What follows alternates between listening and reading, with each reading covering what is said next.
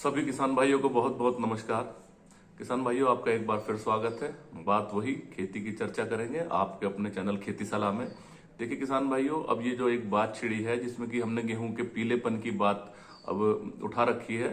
तो पिछले वीडियो में मैंने यूरिया की कमी यानी नाइट्रोजन की कमी से क्या क्या दिक्कतें हो सकती है, उनकी पहचान कैसे करें और उनका आसानी से निदान कैसे करें, इस पे मैंने बात की थी। जिन किसान भाइयों ने ये वीडियो ना देखा हो तो ऊपर जो लिंक दिखा रखा है आई बटन पे, उस पर उसको जरूर देख लें। देखिए अब बात आगे बढ़ाते हैं। गेहूं में अगर मैं दूसरे नंबर की बात करूं, जो जो पीलापन आने की जो समस्या है, तो उसमें कहीं ना कहीं गेहूं का जो एक रोग है जिसे आप बहुत सालों से जानते हैं, कोई नया नहीं है, पीला रतुआ रोग। इस बार में इसको नाइट्रोजन या गेहूं में जितने भी पीलापन और आते हैं अलग अलग वजहों से, उन सब से ऊपर रखूंगा इस मौसम में, खासकर इस बार। क्योंकि देखिए किसान भाइयों, जो इस रोग को फैलने के लिए चाहिए होता है वो इस बार मौसम में सब कुछ मिल रहा है।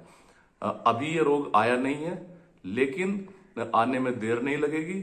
और जैसे कि ये ठंडा मौसम चल रहा है, ह्यूमिडिटी यानी कि वातावरण में नमी, इसके साथ साथ ये जो बारिश रुक रुक के बार बार हो रही है, ये भी इसके इसके फैलाव के लिए बहुत बहुत मतलब फेवरेबल है।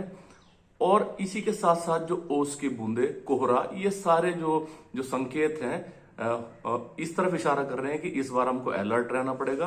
जो पीला रतुआ रोग है ये आने की संभावना ज्यादा है। अगर देखिए उपज की दृष्टि से भी बात करें तो गेहूं में जो और पीलेपन आते हैं, चाहे वो पोषक तत्वों की कमी से आए जैसे नाइट्रोजन, फास्फोरस, पोटाश, या सूक्ष्म पोषक तत्वों की कमी से आए जैसे कि सल्फर हो गया, मैग्नीशियम हो गया, जिंक, आयरन, या फिर गेहूं में ज्यादा पानी भरने से आए, ज्यादा ठंडा होने से कभी कभी गेहूं के जो ऊपरी टिप है, चोटी है, वो सूख जाते हैं।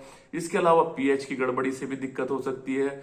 लेट से यानी देरी से बोए हुए गेहूं में अगर जड़ का विकास ठीक नहीं हुआ है तब भी दिक्कत आ सकती है।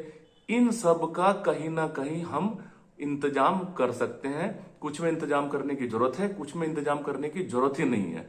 तो अगले वीडियो में मैं और कारणों में बात करूंगा, लेकिन ये इस मौसम को मद्देनजर रखते हुए इस बार आप जरूर जरूर समझिए। जिन किसान भाइयों को पता है वो भी पूरा वीडियो देखें, स्किप ना करें। कभी कभी क्या होता है, हमको जानकारी अधूरी होती है, पूरी नहीं होती, तो उसमें भी हम अपनी एक अच्छा जो है पैसा और मुनाफा एक छोटी सी जानकारी के अभाव में खो देते हैं। देखिए किसान भाइयों, आप सब लोग जानते हैं, जैसे इसका नाम है पीला रतुआ रोग। इस पे होता क्या है, तो सब जानते हैं कि पत्ती पे मोती के आकार के बहुत बारीक बारीक स्ट्रिप या लाइन की तरह पीले पीले फफोले या पीले पीले पस्ट्यूल्स यानी कि बीजाणु उत्पन्न होते हैं। और ये हमको जो दिखाई देते हैं, ये नहीं कि जब हमको ये दिखाई दिए तभी ये रोग आता है। इससे करीब करीब 2 हफ्ते पहले ये रोग, एक तो इसकी भ्रांति ये आप खत्म कीजिए अगर कुछ किसान भाइयों को ये लगता हो कि ये बाद की अवस्था में ही आता है रोग। नहीं किसान भाइयों, ये जो रोग है एक पत्ती की अवस्था से गेहूं की और बाद तक आ सकता है। नुकसान क्या करता है? नुकसान ये करेगा कि जो ये बीजाणु इस पे बनेंगे, जैसे इसका आक्रमण हरित लवक पे होगा पत्ती के, करीब करीब उसके 1 हफ्ते बाद हल्का पीलापन या कुछ सिम्टम्स, लक्षण दिखाई देंगे। और उसके 1 हफ्ते बाद ये जो मैंने बताए बीजाणु पीले पीले, ये आपको दिखने लग जाएंगे। लेकिन इन्फेक्शन 2 हफ्ते पहले शुरू हो चुका है। और साथ ही साथ क्या होगा किसान भाइयों कि आप इसको पहचानेंगे कैसे? सारे गेहूं के पीलेपन से इसको अलग करने और पहचानने का और खुद अपनी खेती के डॉक्टर बनने का सबसे आसान तरीका है कि अंगूठा लेके पत्ती पे फिराइए और आपके हाथ पे अगर हल्दी का सा पाउडर लगा हुआ आ जाए तो समझ लीजिए कि ये वही रोग है, पीला रतुआ रोग। ये रोग पहले पत्ती पे आएगा, पत्ती से फिर ये बालियों पे आएगा, बालियों से दानों पे आएगा। दाने या तो बालियां बहुत कम बनेंगी, और बनेंगे तो उनमें दाने कम बनेंगे, दाने कम बनेंगे तो उन पे भी पीलापन आ जाएगा, दाने सिकुड़ जाएंगे, बहरहाल ग्रोथ रुक जाएगी, स्टंटेड हो जाएगी, बौनी हो जाएगी। और कुल मिला के हमें अपनी अच्छे मुनाफे से हाथ धोना पड़ेगा। और क्योंकि इस बार सारे जो इशारा है मौसम का वो इसके आने की तरफ है, असल में अभी नहीं आएगा। अभी तो इसके पनपने की जो सारी जो सुविधाएं इसको मिलनी चाहिए, मौसम जो इसका फेवर करना चाहिए, वो मौसम कर रहा है। अब जैसे ही आने वाले समय में टेम्परेचर बदलेगा, कुछ इस समय से 3-4-5 डिग्री ऊपर उठेगा, ओस की बूंदें आएंगी, हवा चलेगी, उस हवा में ये जो इसके बीजाणु हैं बहुत अच्छे उड़ते हैं और यही वजह है कि फैलते भी बहुत अच्छे हैं।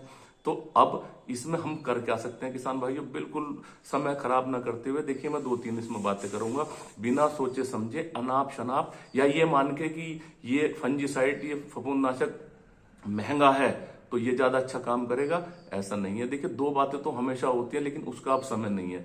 आप बीज शोधन करके बोएं या फिर ऐसी प्रजाति बोएं जिसमें येलो रस्ट, पीला रतुआ या तो आता ही नहीं है या आता है तो बहुत कम आता है। तो अब इसकी बात करने का कोई फायदा नहीं है, हालांकि मैं आने वाले वीडियोस में इन पे भी चर्चा कर दूंगा।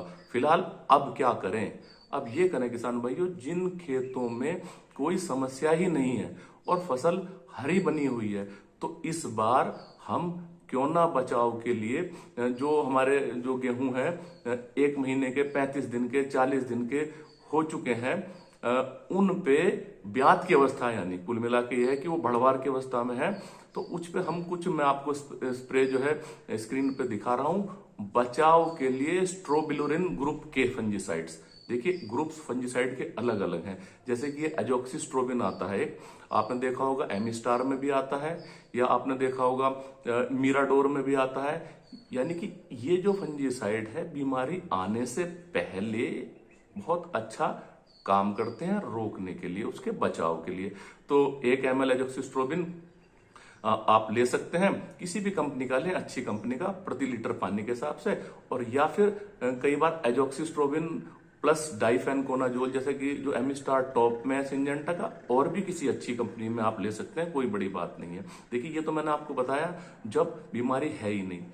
अब मैं एक बहुत मुख्य बात कर रहा हूं, वीडियो स्किप मत कीजिएगा। जो हमारे किसान भाई इस चैनल पे जुड़ते हैं वो वही जुड़ते हैं जो अपनी खेती बाड़ी में पूरा इंटरेस्ट रखते हैं और जानना चाहते हैं। तो ये किसान भाइयों, झंडा पत्ता अवस्था गेहूं की एक ऐसी अवस्था है, आप मानिए सारी तैयारी एक तरफ, सारा पीलापन आपने रोक लिया ब्यात में, लेकिन जब झंडा पत्ता अवस्था आई, यदि उस समय आपका पत्ता पीला है, वो झंडे का पत्ता, तो आप नुकसान उठाएंगे किसान भाइयों, क्योंकि 75% जो खाना पीना, दानों का भरना, इसकी जिम्मेदारी झंडे पत्ते का जो एरिया है उस पर निर्भर करती है, उसके क्षेत्रफल पर वो हरा बना रहना चाहिए।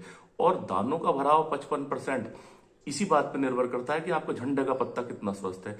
तो इसके लिए जब बीमारी नहीं आई है तो 1-2 में आपको इस पे दिखा रहा हूं फंजीसाइड, इनमें से आप किसी का स्प्रे कर सकते हैं, जैसे कि एजॉक्सिस्ट्रोबिन जमा टेबुकोनाजोल है, मैंने मात्रा बता रखी है, कस्टोडिया में भी आता है, और जो मिराडोर का, या और जो इसका अदामा कंपनी का है, या एजॉक्सिस्ट्रोबिन और टेबुकोनाजोल किसी और कंपनी का है तो आप उसको ले सकते हैं। या फिर इस बार आप एक सिंजेंटा की दवाई है एम्पैक्ट एक्स्ट्रा के नाम से, इसमें साइप्रोकोनाजोल है एजॉक्सी के साथ, ये भी किसान भाइयों बहुत अच्छी दवाई है झंडे पत्ते पे, स्वस्थ झंडे पत्ते पे करने के लिए और आगे इस बीमारी से बचने के लिए।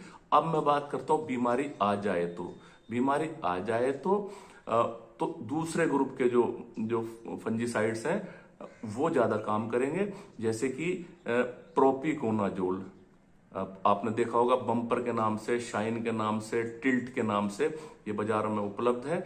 जब बीमारी दिखाई दे जाए तब किसान भाइयों इसका स्प्रे कीजिए आप 200 से 250 ml प्रति एकड़ के हिसाब से। या दूसरा टेबुकोनाजोल, टेबुकोनाजोल एक ट्राइजोल ग्रुप की बात कर रहा हूं मैं, बीमारी आने से पहले स्ट्रोबिलुरिन ग्रुप और बीमारी आने के बाद ट्राइजोल ग्रुप। और कभी कभी क्या होता है, बदल बदल के भी किया जाता है। यदि आपको इनसे सफलता ना मिले, प्रोपिकोनाजोल और टेबुकोनाजोल से, तो फिर दोनों ग्रुप के मिश्रण के भी कुछ फंजीसाइड्स बाजार में हैं, जिन्हें मैं आपको स्क्रीन पे दिखा रहा हूं, जिसमें कि बायर का नेटिवो आता है 120 ग्राम प्रति एकड़ के हिसाब से, या ये जो मैं सॉल्ट दिखा रहा हूं दूसरा, ये ओपेरा में भी आता है, पायरोक्लोस्ट्रोबिन और इपोक्सीकोनाजोल, ये ओपेरा में आता है, यानी और में भी आता है।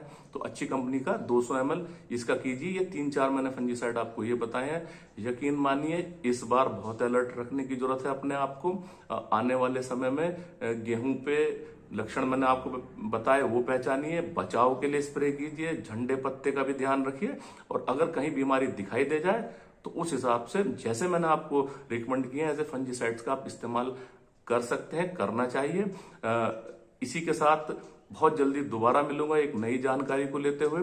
गेहूं में अलग अलग तरह के और कारणों पे बात करूंगा पीलेपन के। जब तक के लिए जय हिंद, जय भारत।